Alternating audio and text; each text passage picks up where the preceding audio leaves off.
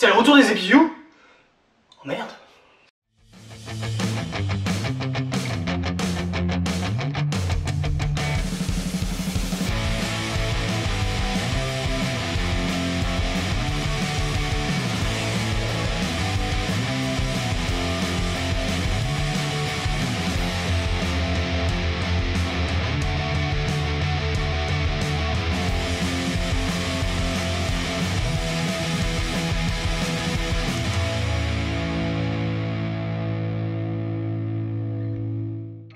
Salut à tous. Et oui, c'est le grand retour des épiviews Kamen Rider. Ce qui veut dire... Non, toi tu dégages. Merci. Ce qui veut dire que nous entrons véritablement dans l'ère Reiwa. L'ère des Reiwa Riders avec Kamen Rider 01. Alors, avant de rentrer dans le vif du sujet, on va mettre en place quelques nouvelles règles. Tout d'abord, première règle, si vous regardez cette vidéo, c'est que vous avez vu l'épisode. Alors que ce soit en VSTA, en RAW, en VSTFR, peu m'importe. Le tout, c'est que vous l'ayez vu et que vous l'ayez compris. Enfin, voilà, dans les grandes lignes. Après, je ne dis pas que moi j'ai tout compris, c'est pour ça qu'on pourra en discuter tous ensemble en commentaire. Mais voilà, si vous avez ça, on continue. Sinon, bah arrêtez-vous là. Deuxième point, je ne promets pas une régularité au niveau des épiviews. Alors, je parle pas au niveau de, parfois il y aura des semaines où je vais sauter des épisodes parce que j'aurais pas eu le temps de les voir, parce que j'ai pas eu le temps de faire une épiview et que je vous ferai un double truc. Non, non, non. Ce que je veux dire, c'est que, on le sait bien, il y a parfois des épisodes fillers qui ne font pas avancer le scénario, les personnages, et donc ces épisodes-là, je me sens pas de les faire si ça peut être une perte de temps. Au final, qu'est-ce que je dirais? Il se passe rien dans l'épisode, donc voilà. Ce qu'on fera, c'est que quand ces épisodes-là arriveront, petit message sur la page de la chaîne et je toucherai un mot dans l'épiview suivante que je ferai. Ça vous va? En fait, je vous laisse pas le choix, mais c'est pas grave. Épisode 1, Kamen Rider 01.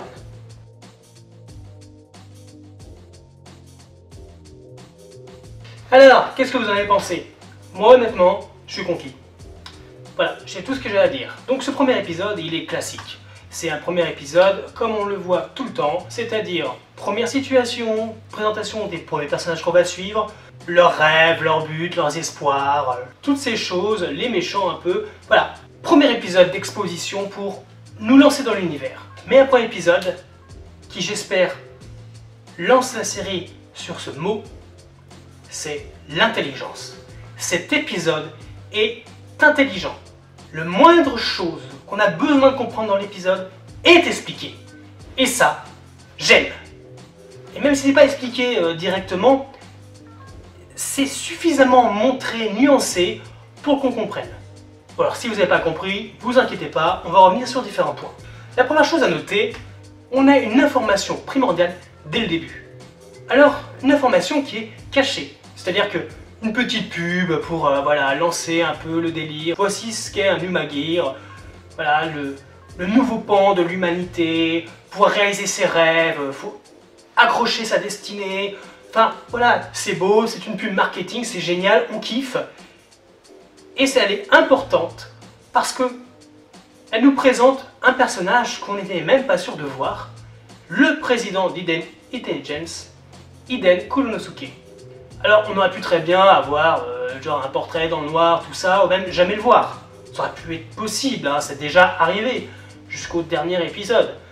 Voilà, pas du tout. Là, on nous montre un visage, voilà qui il est, bah c'est cool. Et surtout, cette pub nous permet d'apprendre qu'il est mort. Et c'est le début de tout. Oui, oui, c'est vraiment le début de tout. La mort d'Iden Kuronosuke laisse la place libre à la présidence de sa société. Ce qui veut dire que son bras droit, tout de suite, se voit être le nouveau président. Pour preuve, et preuve de sa mégalomania, il fait changer le portrait, enfin changer, il place son propre portrait en tant que futur président d'Iden Intelligence devant celui de l'ancien président, et son tableau est 3 fois plus grand. Quand on connaît les articles d'Arnaud, on sait particulièrement que il va tomber de haut, le petit. Encore plus lors du conseil d'administration où le testament de Konosuke va être lu. Je ne pouvais pas m'empêcher d'avoir un petit sourire en disant « Mec, tu vas avoir très très mal. qu'on nous présente. Déjà, on voit que le mec, il se prend pas pour de la merde. Présentation claire, rapide, on n'a pas besoin de plus pour ce début. Voilà. Bon, moi j'avoue que sa secrétaire, la Umagir, la Shesta, est canon. Non, je ne deviens pas mécaphile pour autant, mais elle est canon.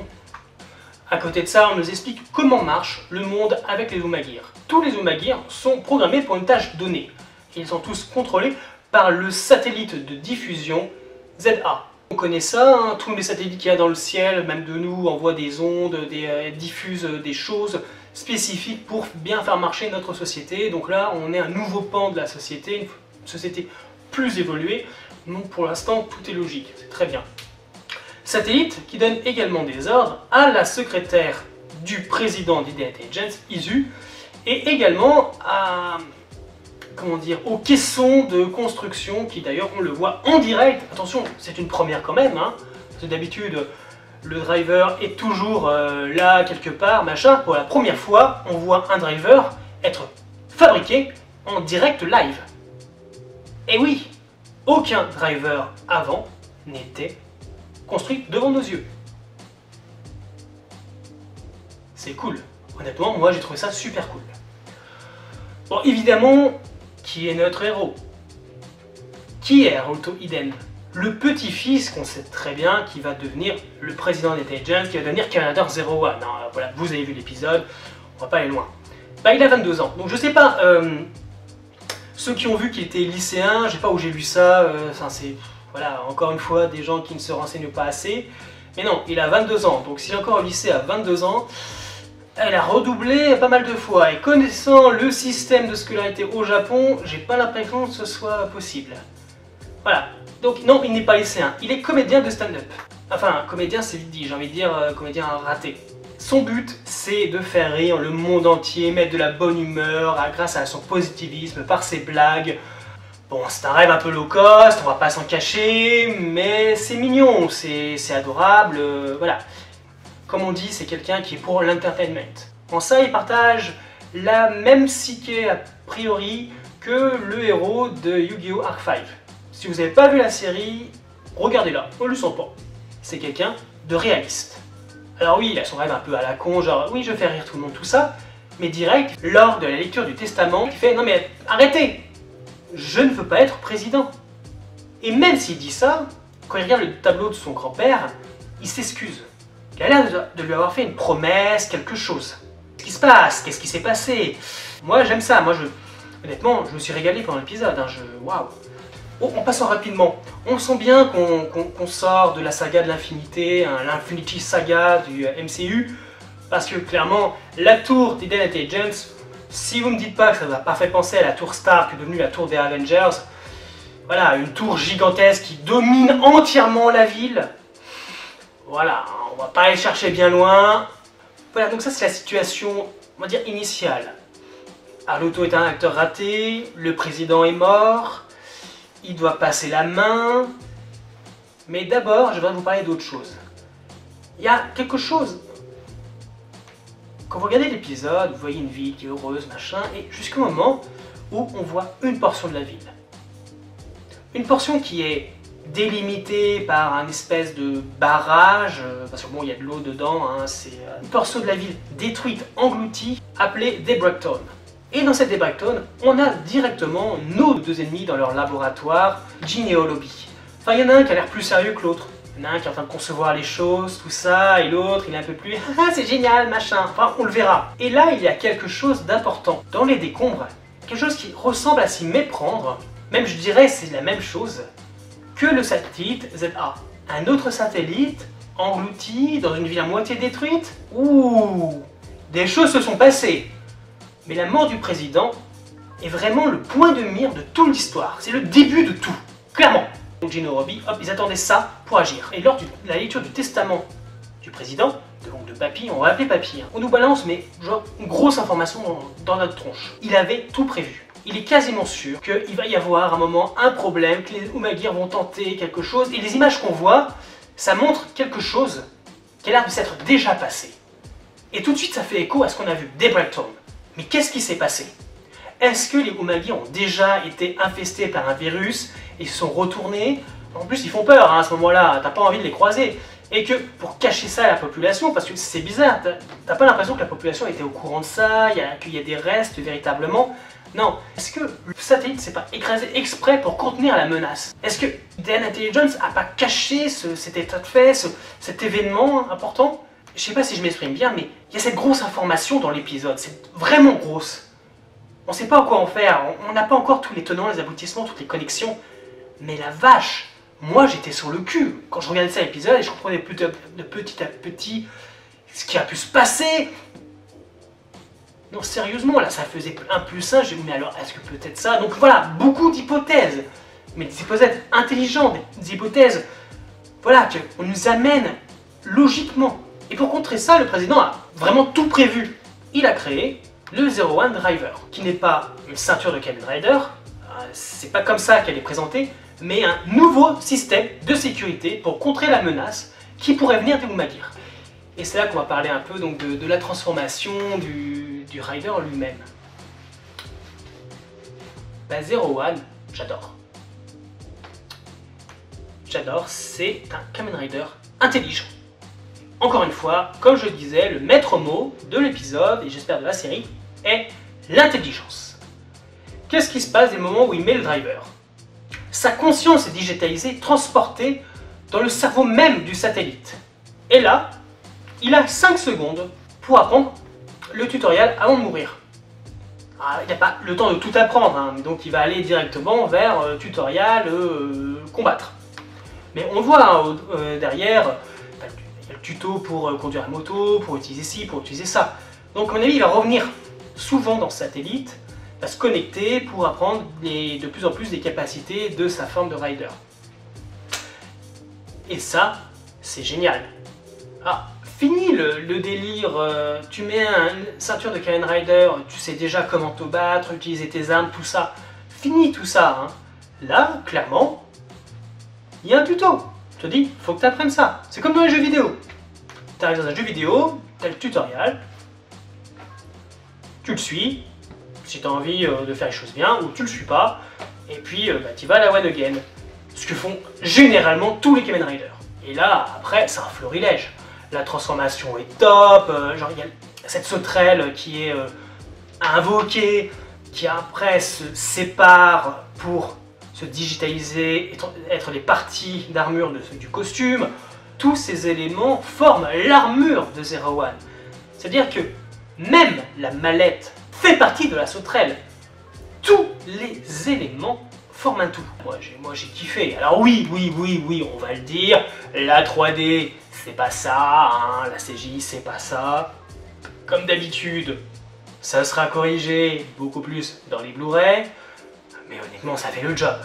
C'est clairement, c'était cool. Moi j'ai kiffé son engine, comment il apparaît. D'ailleurs, comment il apparaît? Bah, il apparaît avec la mallette au poignet. Et ouais, comme un président. Et la première chose qu'il fait, c'est qu'il donne sa mallette à sa secrétaire, comme un président. Avec cette seule scène, le thème est respecté. Genre, nouveau président d'une société, impeccable. Bon, alors le combat contre le Magia, parce que oui, bon, c'est vrai que j'ai pas parlé du Magia. Donc clairement, premier Magia, on apprend comment ça fonctionne les choses. Donc en fait, tu lui mets une espèce de belle, tu fous donc une progress key pour pervertir le truc. Ça va transformer donc le Umagear en Magia, mais en fait ça va surtout exacerber, pousser à l'extrême sa programmation initiale. Donc là, par exemple, le premier Magia, c'était un Umagear de stand-up, comédien, rigolo, muscle, tout ça, hein, bon, si tu veux, dont le but était de faire rire les gens. La poussée à l'extrême, il va faire rire les gens à en mourir, à les tuer. Ok. Et en passant, 01 est une sauterelle, le premier Magia qui l'affronte est une menthe religieuse, insecte contre insecte. Pourquoi pas, c'est marrant. Dans la vraie vie, je suis pas sûr que la sauterelle gagne. Oui, parce que finalement 01 va gagner. Tout au long du combat, comme qui est assez époustouflant, c'est 600, moi j'ai beaucoup aimé. Il y a des gros plans sur certains points, il y a des images qui feraient de très beaux walls, donc il y a vraiment de très belles images au niveau de la photographie, c'est magnifique. Honnêtement, c'est magnifique. Moi, j'en ai pris plein les yeux, plein les mirettes. Et puis bon, il y a aussi ce petit comique de situation, Voilà, il débute, donc il fait des petites erreurs. Donc par exemple, quand Izu lui lance la mallette alors qu'il a demandé, il se la prend sur la tronche. Bon après, ce qui est très drôle, c'est qu'il se la prend sur la tronche, il fait « Ah, j'ai mal !» Ben mec, t'as un casque, t'es transformé, donc bon... Bon, un peu de comédie là, hein. T'es comédien, non?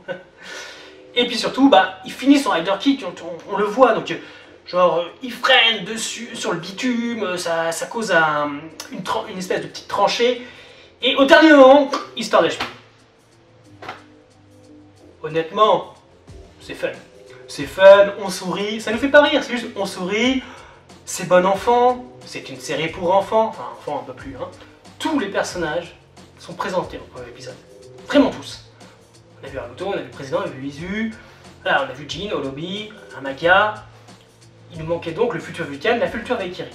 Et ils sont là, ils apparaissent au moment donc, de l'attaque du Magia.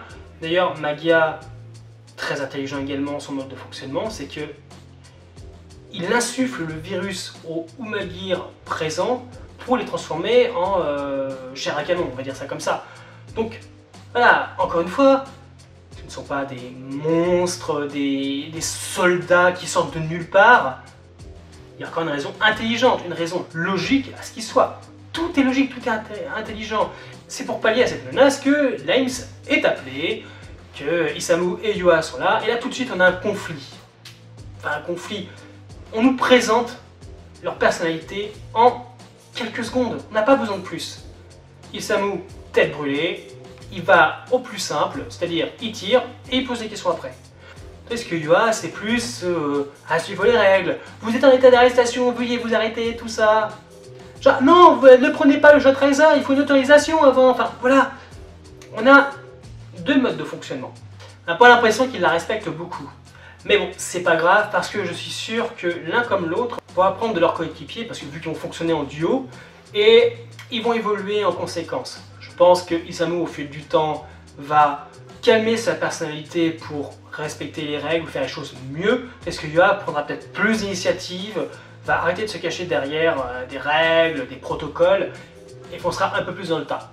Quelques dernières petites choses, j'ai vraiment apprécié la minutie qu'on a passée au niveau des détails. Il y a plein de détails dans l'épisode qui n'ont pas été genre mis sur le côté, qui sont traités, mais vraiment, je dis avec minutie. Ça, j'ai vraiment apprécié. Voilà, comme par exemple, on sait que Izu est un Umagir de type secrétaire. Et ben la gestuelle, le parler, tout ça, bon bien sûr, parler un peu robotique pour expliquer les choses, parce que ça reste quand même une intelligence artificielle qui n'a pas ce côté très humain de traiter l'information. Parlons aussi des musiques. Donc, pour rassurer tout le monde, Realize, l'opening, donc la chanson de l'opening, est sortie bien ce week-end. Voilà. Et honnêtement, alors je sais que certains peuvent très bien ne pas l'aimer, hein, et c'est votre droit, mais moi perso j'adore. J'adore parce que, voilà, c'est un des interprètes et Takanori Nishikawa, mieux connu sous le nom de Takanori Make Revolution, ou TM Revolution. C'est un artiste que j'adore. J'adore vraiment ce qu'il fait et j'ai toujours pensé qu'il était dans ce cadre qui pouvait complètement faire un opening de Kamen Rider. Et aujourd'hui, qu'est-ce qui se passe? Bénédiction, c'est réel! Takanori a fait un générique de Kamen Rider. Moi, je suis aux anges. J'adore la chanson. Elle est vraiment top. Voilà, et concernant cette chanson, cette musique qu'on entendait lors de la conférence de presse, eh bien, c'est le Battle Theme.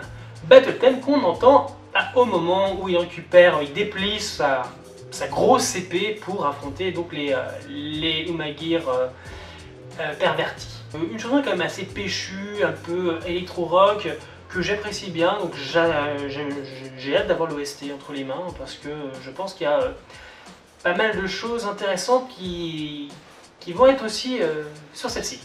J'ai l'impression que là, alors, sur ce premier épisode, alors peut-être que c'est le premier épisode, il faut hyper les gens, tout ça, mais rien n'a été laissé au hasard.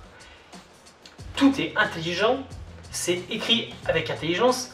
À se demander si c'est le même scénariste que vous savez qui. Un épisode intelligent, comme je disais, c'est expliqué, voilà, tout est expliqué.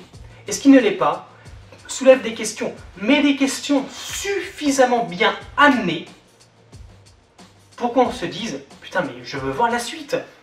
Et moi, je vous le dis clairement. Où est l'épisode 2? Ah, mais je veux voir l'épisode 2, je veux voir la suite. En plus, épisode 2, Vulcan.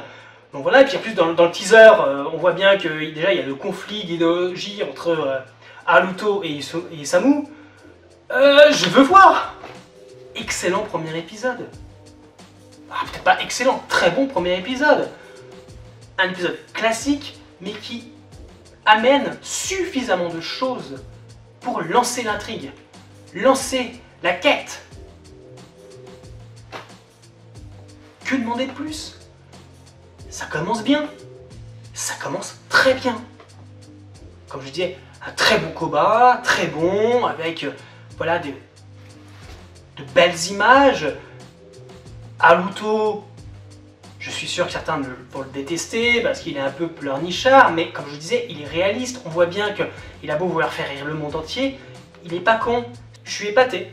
Je suis vraiment épaté parce que, je vais vous l'avouer, je ne m'attendais pas du tout à ça pour le premier épisode de Zero One. Le premier épisode du premier Kamen Rider de l'ère Reiwa. Je ne m'attendais pas du tout à ça. Je suis super surpris. Agréablement surpris. Voilà, beaucoup de questions, et puis surtout, Isamu qui dit que l'histoire se répète encore, comme s'il avait déjà vu ça, comme si quelque chose lui était déjà arrivé. Quelque chose était déjà arrivé, donc ça rajoute encore plus des éléments sur cette possible catastrophe qui a créé des breakdowns. Ce satellite écrasé. Le fait que Kuronosuke, enfin Papy, ait peur que quelque chose arrive à cause de Umagir. Qu'est-ce qui s'est passé? Est-ce que Hidden Intelligence a vraiment falsifié un certain événement, une catastrophe derrière à manipuler les médias? Putain, je veux savoir. Est-ce que vous voulez voir le deuxième épisode? Hein? Tu veux le voir? Dis-moi que tu veux le voir, parce que moi je veux le voir. Et si t'es pas avec moi, on va aller nulle part. Donc, allez-y Tokuvor, dites-moi ce que vous avez pensé de l'épisode, on va débriefer à mort en commentaire. Et bien sûr, n'hésitez pas à partager la vidéo, à la commenter, à la liker, hein, bon, vous connaissez la chanson.